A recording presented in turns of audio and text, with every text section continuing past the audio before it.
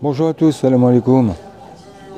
On se retrouve aujourd'hui pour reparler du Ramadan et on va insister beaucoup plus sur le rapport de ce mois béni avec le Coran.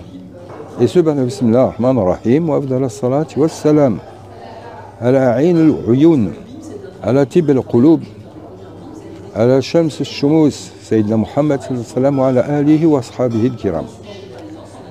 Donc on parlait du rapport au jeûne en tant que rite primordial, puisqu'il est commun à toute l'humanité de tous les temps. Le rapport au Coran, c'est le rapport au verbe.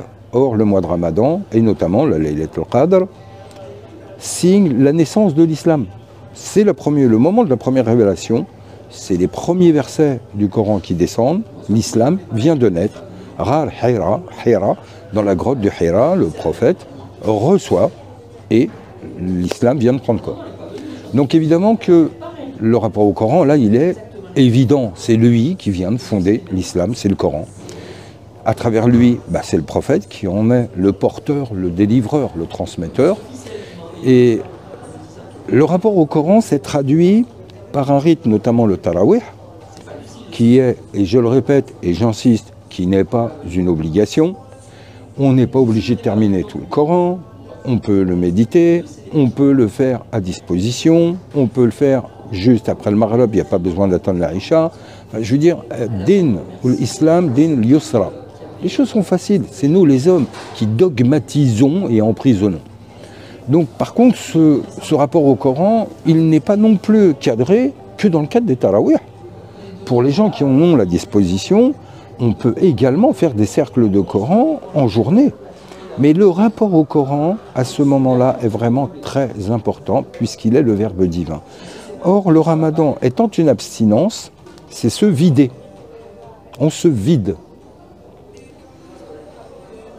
Au moment où on a vidé, c'est pour remplir. De quoi remplit-on? On remplit du verbe divin.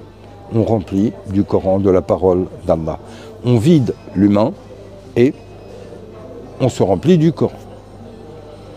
Nous y reviendrons dans une prochaine vidéo où on parlera de la consécration qui est due à ce mois. Et on évoquera justement cette notion de consécration qui est propre à ce mois. Ramadan, le terme Ramadan veut dire brûler, calciner. Et en fait, ça vient en nous brûler et calciner tout ce qui n'est pas divin. Et c'est pour ça qu'on nous dit que les jours de Ramadan, les shayatines sont emprisonnés. Parce qu'en fait, au moment où on est privé de ce qui vient de la dunya, tout ce qui se présente de la dunya, on dit non, on le brûle, Ramad. Or, au moment où on le brûle, il reste que le divin. Et là, on se remplit de Coran. Et c'est un mois, c'est 1 sur 12. Allah est généreux, il nous en demande 1 sur 12. Eh bien, il faut savoir lui offrir, il faut savoir prendre les dispositions, si possible même quelques jours de congé, mais en tout cas la disposition de prendre sur soi pour veiller, de rencontrer des frères, d'inviter des proches, des amis, partager des repas. C'est un mois extraordinaire et je rappelle que c'est le mois de la Laylatul Qadr, qui est la nuit fondatrice, qui est la nuit où toutes les déterminations descendent. On passe du 1 au multiple. Donc c'est nécessairement la nuit bénie par excellence, qui a un rapport avec la Nisfu Sha'ban, qui est la nuit du Furqan, qui a un rapport avec la nuit du Isra al-Mi'raj, qui est une montée, alors que le Laylatul Qadr est une descente. Inna anzalnahu nuzul, c'est une descente. Chaque moment est à vivre pleinement. Videz votre cœur pour y accueillir aussi le divin. C'est un autre type de jeûne dont je vous reparle très rapidement dans une vidéo, Inch'Allah. Bon jeûne à tous. Ramadan Karim, Ramadan Mubarak, Inch'Allah.